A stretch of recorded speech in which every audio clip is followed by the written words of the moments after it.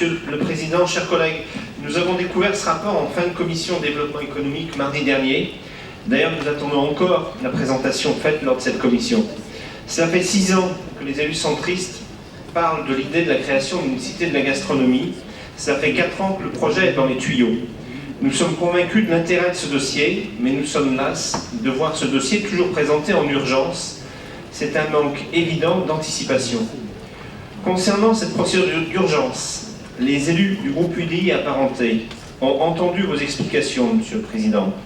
Elles nous convainquent qu'à moitié, mais nous souhaitons aller de l'avant et voterons donc la création de ce fonds et le degré d'urgence de cette délibération. Je vous remercie.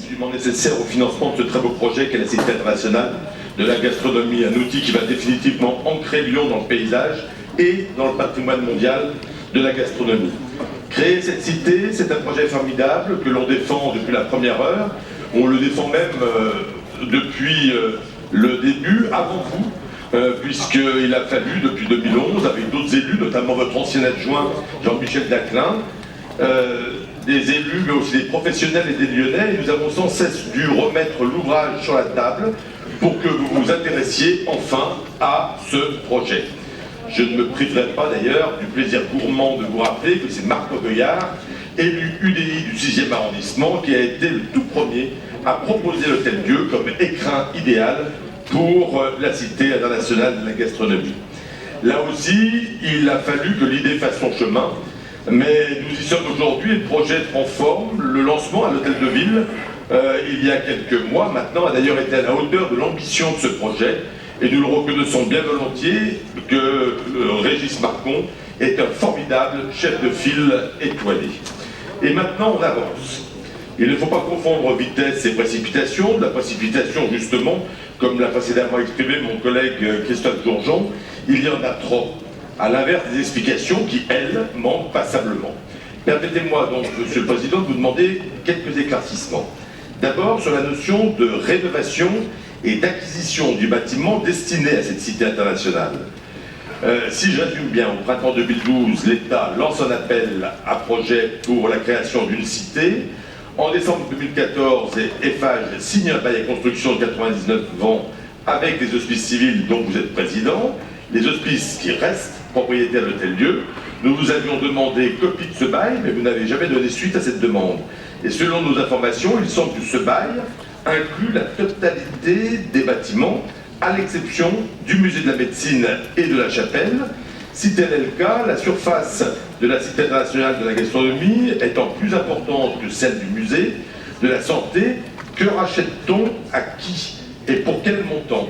Ce n'est pas très clair, même en reprenant l'ensemble des délibérations de nos collectivités. Et que comprennent les 15 millions d'euros hors taxes annoncés? L'acquisition des bâtiments, la rénovation des murs, la scénographie, 3 points d'interrogation, tout cela reste très flou et dans notre esprit et sur les textes que vous nous avez communiqués. Alors nous parlons d'investissement, mais qu'en sera-t-il du fonctionnement? Avez-vous estimé les besoins nécessaires pour répondre à l'ambition et à la qualité de notre future cité internationale? Nous le voyons au musée des Confluences, au musée des tissus et des arts décoratifs, et généralement dans tous les équipements publics et parapublics à connotation culturelle, la maîtrise du budget de fonctionnement est une donnée essentielle de la viabilité de tout nouveau projet, et nous voulons que celui-ci soit viable.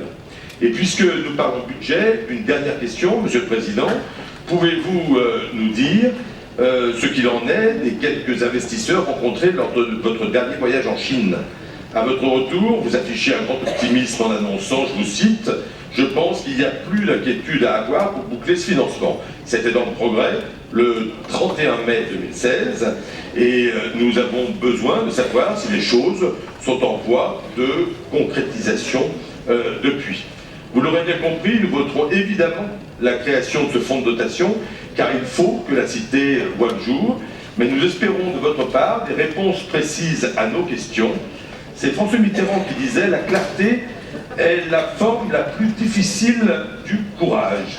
Il est rare que je cite notre ancien président de la République, mais là je trouve qu'il parlait bien et que cette citation s'adapte tout à fait à son dossier. Nous écouterons donc vos réponses avec la plus grande attention.